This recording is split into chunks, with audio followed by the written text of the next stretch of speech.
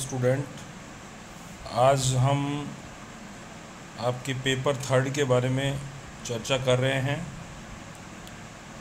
BSc part second के paper third के बारे में चर्चा कर रहे हैं, जिसका बड़ा महत्वपूर्ण टॉपिक हम ले रहे हैं, जिसका नाम है आहार श्रृंखला या फूड चेन।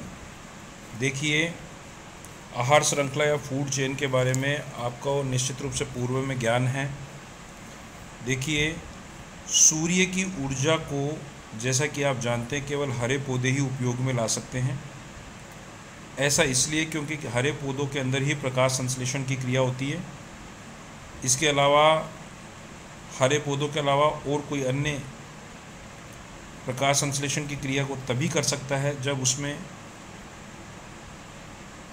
पर्णहरित या क्लोरोफिल पाया जाता हो। तो यह ऊर्जा जो है, सूर्य की ऊर्जा को केवल हरे पौधे उपयोग में ला सकते हैं।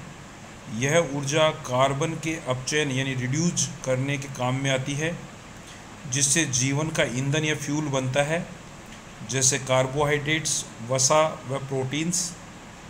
वस्तुतः सभी जीवित जीव ऊर्जा के लिए हरे पादपों पर ही आश्रित रहते हैं, निर्भर रहते हैं।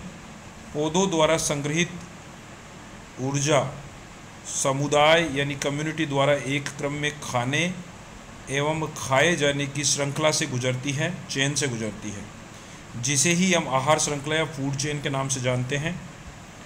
भोजन श्रृंखला का एक साधारण रूप, जैसा कि आप स्क्रीन पे देख रहे हैं, देखिए, सबसे पहले हरे पौधे हैं।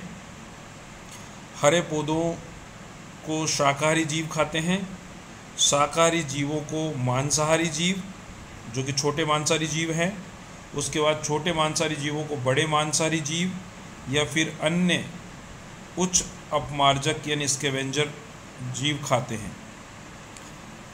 जमीन पर यानी भूमि पर जहाँ बहुत से बड़े शाकाहारी होते हैं, वहाँ भोजन श्रृंखला में कम से कम 3 कड़ियाँ निश्चित रूप से होती हैं। एग्जाम्पल के रूप में अगर हम बात करें तो अफ्रीका के जो घास के स्थल हैं, ग्रासलैंड्स हैं, उनमें घास हरे पौधे का प्रदर्शन करती है। घास जो है उत्पादक है, प्रोड्यूसर है। उसके बाद में उसको जेबरा जो है प्राथमिक उपभोक्ता के रूप में खाता है, और जेबरा एक शाकाहारी जीव है, और शाकाहारी जीव जेबरा को बाद में शेर खाता है, जो कि मांसाहारी है। ये द्वितीय उपभोक्ता या उच्च उपभोक्ता कहलाता है। इसके बाद में हम आगे चल रहे हैं। देखिए, ये तो ज़मीन पर होने वाली फूड चेन के बारे में हमने पढ़ा।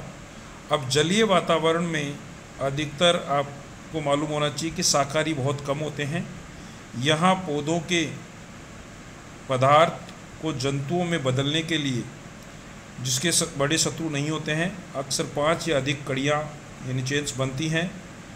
और इसका उदाहरण हम लेते हैं ताल या पोंड के अंदर, छोटे तालाब के अंदर इस प्रकार की आहार श्रृंखला हमें देखने को मिलती हैं।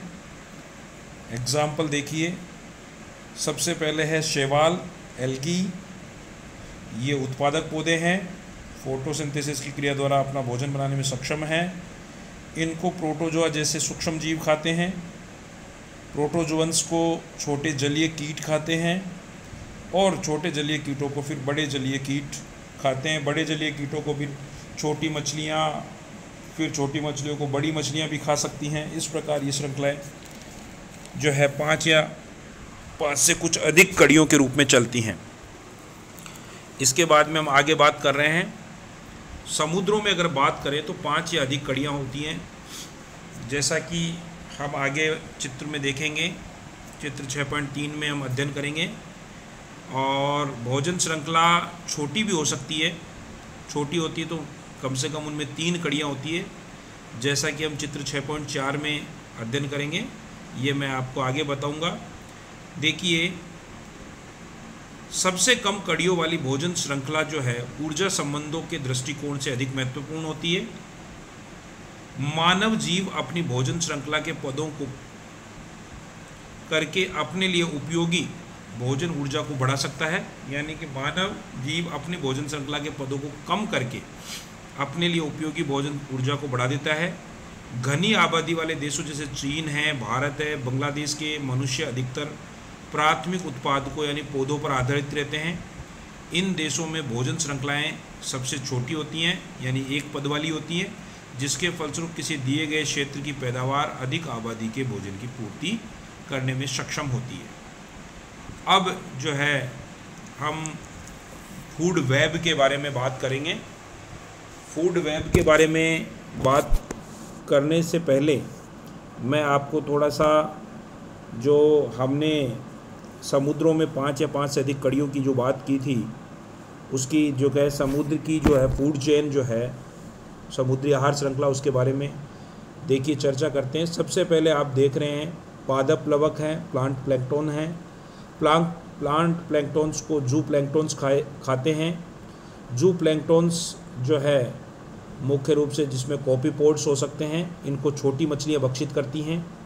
छोटी मछलियों को फिर बड़ी मछलियाँ भक्षित करती हैं और बड़ी मछलियों को फिर उनसे भी बड़ी मछलियाँ भक्षित करती हैं। इसी प्रकार जो है अगला हम एग्जाम्पल जो देख रहे हैं वो देख रहे हैं अपन एक छोटी आहार श्रृंखला का, जिसमें आप देखिए छोटी आहार श्रृंखला में सबसे पहले पादप प्लवकों को जो है प्लैंकटन्स को जू प्लैंकटन्स यानी कि प्राणी प्लवक जैसे कॉपीपोड्स जैसे यूफेसिडो द्वारा खाए जाते हैं, जो कि फिर बाद में नीली व्हेल यानी जो कि ब्लू व्हेल है, जो कि बहुत बड़ा जानवर है, उसके द्वारा भक्षित कर लिया जाता है। अब एक बार पीछे चल के हम फूड वेब को समझते हैं। देखिए फूड वेब या भोजन जालिका वह संबंध है जिसमें भक्षक यानी प्रीडेटर कई प्रकार से भोजन करता है। मतलब इसमें भोजन करने के लिए बहुत सारे एकांतरित पथ होते हैं। बहुत सारे एकांतरित पथ के कोई भी खाद्य श्रृंखला का प्रत्येक जीव केवल ऐसा नहीं है कि वो केवल एक जीव को ही भोजन के रूप में ग्रहण करता है। वो अनेक जीवों को अनेक रूपांतरित पथों से जो जीव हैं उनको खुद भी खाता है और खुद भी खाने के लिए प्रस्तुत रहता है अन्य जानवरों के लिए। तो इस प्रकार ये जो एकांतरित पथ हैं आपस में फूड चेन के, वो मिलकर एक बड़ी जो है बहुत सारी जो फूड चेन हैं वो आपस में मिलकर के संगठित होके बहुत गुथी हुई होके एक फूड वेब का या खाद्य जाल का निर्माण करती है। खाद्य जाल जितना अधिक जटिल होता है उतना ही जो है बहुत अच्छा होता है प्रकृति के लिए, क्योंकि खाद्य जाल जितना अधिक जटिल होता है जीवों के लिए भोजन की उपलब्धि उतनी ही सुगम होती है। उसे विभिन्न पथों द्वारा जो है भोजन प्राप्त होता रहता है। अब देखिए हम आगे चर्चा करते हैं। अब देखिए प्रत्येक प्रकार का भोजन आपको मालूम है कई अलग अलग जंतुओं द्वारा खाया जाता है और इसको हम समांतर श्रृंखला की कतार में नहीं रख सकते हैं। इस प्रकार के संबंधों में भोजन श्रृंखलाएं आपस में जुड़ी हुई रहती हैं, जिसे हम फूड वेब या भोजन जाल कहते हैं। पारितंत्र यानी इकोसिस्टम में निम्न पोषक स्तर यानी ट्रॉफिक लेवल्स होते हैं। सबसे पहले उत्पादक प्रोड्यूसर्स, जैसे कि पहले भी मैं बता चुका हूँ, आपको वर्णन हो चुका है कि उत्पादक पहला पोषक स्तर ट्रॉफिक लेवल बनाते हैं, फर्स्ट ट्रॉफिक लेवल, और इसमें हमेशा हरे पौधे सम्मिलित होते हैं जो सूर्य के प्रकाश की ऊर्जा को संग्रहित कर सकने में सक्षम होते हैं और प्रकाश संश्लेषण की क्रिया द्वारा अकार्बनिक पदार्थों से भोजन उत्पादन करने में सक्षम होते हैं। दूसरा जो हमारा स्तर है वो है कंज्यूमर्स का, उपभोक्ता का, भोजक का। ये दो प्रकार के हैं, ये शाकाहारी या मांसाहारी हो सकते हैं। इसके अलावा ओमनिवोरस सर्वाहारी भी हो सकते हैं। शाकाहारी वनस्पति पहला जो पोषक स्तर बनाते हैं एवं पादप उत्तक में संग्रहित ऊर्जा को ये जंतु उत्तक में परिवर्तित कर सकने में सक्षम होते हैं। पारिस्थितिक तंत्र में शाकाहारी जो है प्राथमिक भोजक प्राइमरी कंज्यूमर्स होते हैं और जंगल में एक हिरण प्राथमिक या प्राइमरी भोजक या प्राइमरी उपभोक्ता होता है, प्राथमिक उपभोक्ता है, कंज्यूमर है। जबकि प्रोटोजोअन्स, क्रस्टेशियन और मोलस्का जो कि ताल या समुद्र में तैरते हुए शैवालों को भोजन के रूप में बनाते हैं, ये क्रमशः स्वच्छ जलीय और समुद्र जलीय प्राथमिक उपभोक्ता कहलाते हैं। शाकाहारी स्वयं मांसाहारियों के लिए ऊर्जा का स्रोत होते हैं। वे मांसाहारी जो सीधे ही शाकाहारियों को भोजन के रूप में प्रयोग कर लेते हैं, उन्हें हम प्राथमिक मांसाहारी या द्वितीयक उपभोक्ता यानी सेकेंडरी कंज्यूमर्स के नाम से जानते हैं। खर्रा जो है एक शाकाहारी जंतु है जो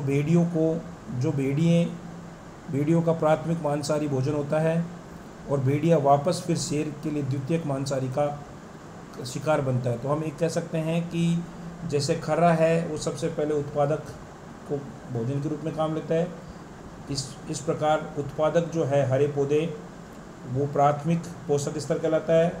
खर्रा है द्वितीयक पोषक स्तर है जो कि शाकाहारी है, और खर्रे को भेड़िया खा रहा है तो वो तृतीयक पोषक स्तर है या द्वितीयक उपभोक्ता है, और उस भेड़िए को बाद में जो है शेर खा रहा है तो वो जो द्वितीयक मांसाहारी हो गया, और वैसे तृतीयक उपभोक्ता के रूप में उसको हम काउंट करेंगे।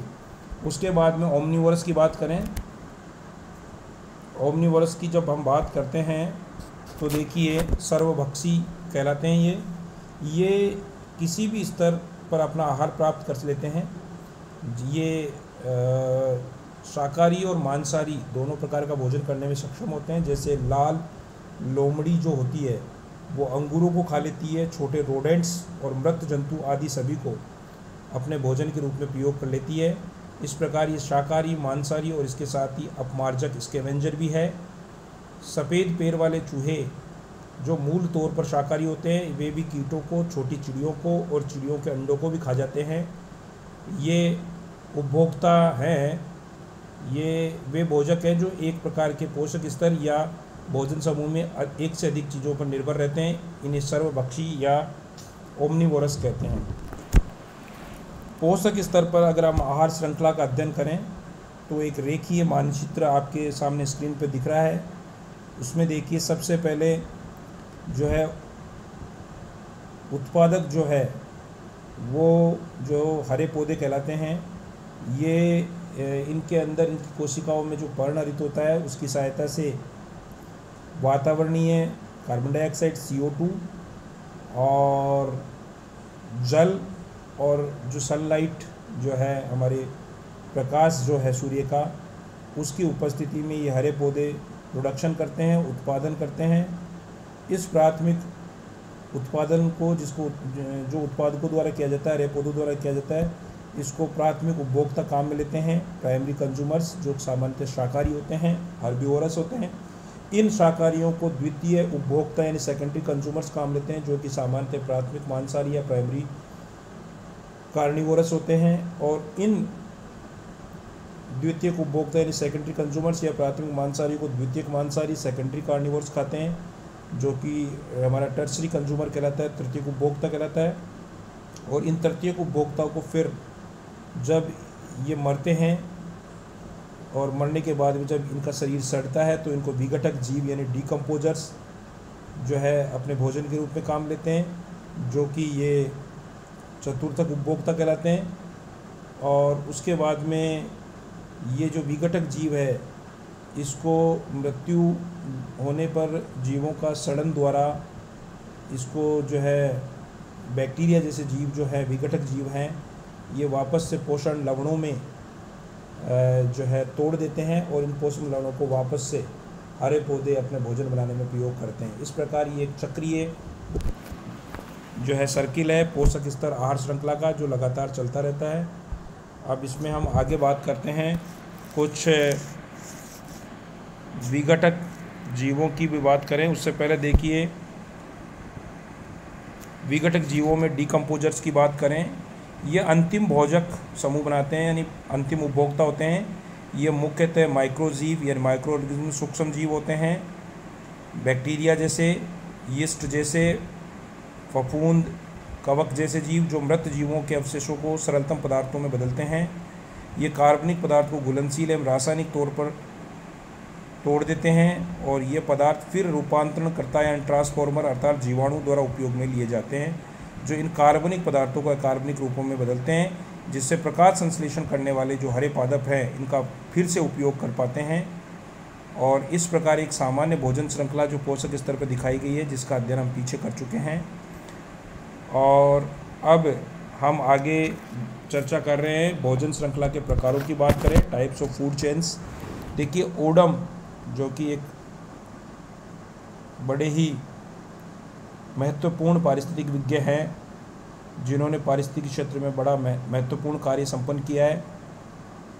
ओडम ने सन 1971 में भोजन श्रृंखला को मूल रूप से 2 प्रकारों में बांटा था, विभक्त किया था, जिसमें पहला है चारण आहार श्रृंखला द ग्रेजिंग फूड चेन, दूसरा है अप्रद आहार श्रृंखला द डेट्राइटस फूड चेन। सबसे पहले हम चारण आहार श्रृंखला द ग्रेजिंग फूड चेन के बारे में बात करते हैं।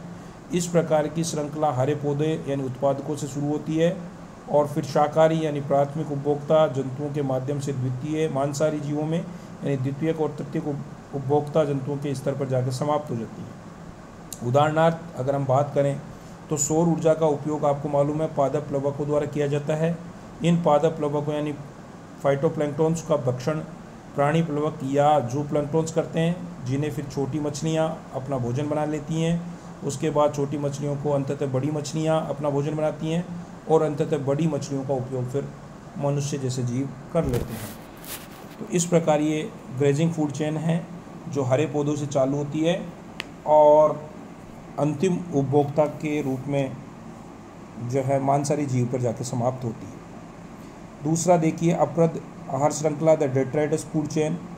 यह जो श्रृंखला है मृत कार्बनिक पदार्थों से शुरू होती है तथा सूक्ष्म जीवों यानी जीवाणु के माध्यम से अप्रद डेट्राइटस जीवों को भक्षित करने वाले प्रेडेटर की तरफ बढ़ती है। मृत जो पादप का पदार्थ है एवं उसमें उपस्थित जीवाणुओं का भक्षण करने वाले जंतुओं को हम डेट्रीबोर्स कहते हैं। इसका अब हम एग्जाम्पल देखें तो देखिए जैसा कि आप स्क्रीन में देख रहे हैं अप्रद डेट्राइटस है, इनको घोंगा खाता है स्नेल, घोंगे को फिर श्रू या जाहू चूहा खा लेता है और जाहू चूहे को उल्लू खा लेता है। इसी प्रकार दूसरा एग्जाम्पल देखिए अप्रद है डेट्राइटस, इसको नेमेटोड प्राणी खा लेते हैं। नेमेटोड प्राणी को चिचड़ियाँ खाती हैं जो संगार्थ्रोपोडा के सदस्य हैं। उसके बाद में इनको कूट वृश्चिक खाते हैं। एक सामान्य अप्रद भोजन श्रृंखला डेट्राइटस फूड चेन निम्न प्रकार से दिखाई जा सकती है, जिसमें आप देखिए अप्रद है डेट्राइटस है और उसमें सहायक सूक्ष्मजीव एसोसिएटेड माइक्रो ऑर्गेनिजम्स हैं और ये मृत पादप पदार्थ डेड प्लांट मैटर के अंदर तब्दील हो जाते हैं। उसके बाद में हम आगे इन देखिए जैसा कि आप स्क्रीन पे देख रहे हैं अप्रद जो है उसको खाने वाले जीव डेट्राइटस फीडिंग ऑर्गेनिज्म, ये प्राथमिक जो है कंज्यूमर्स कहलाते हैं और प्राथमिक कंज्यूमर्स को फिर शिकारी प्राणी खाते हैं, प्रेडेटर्स कहलाते हैं, जो जिनको हम प्राथमिक द्वितीयक मांसाहारी प्राणी कह सकते हैं या फिर द्वितीयक या तृतीयक उपभोक्ता या अंतिम उपभोक्ता के रूप में इनको पहचानते हैं। Thank you.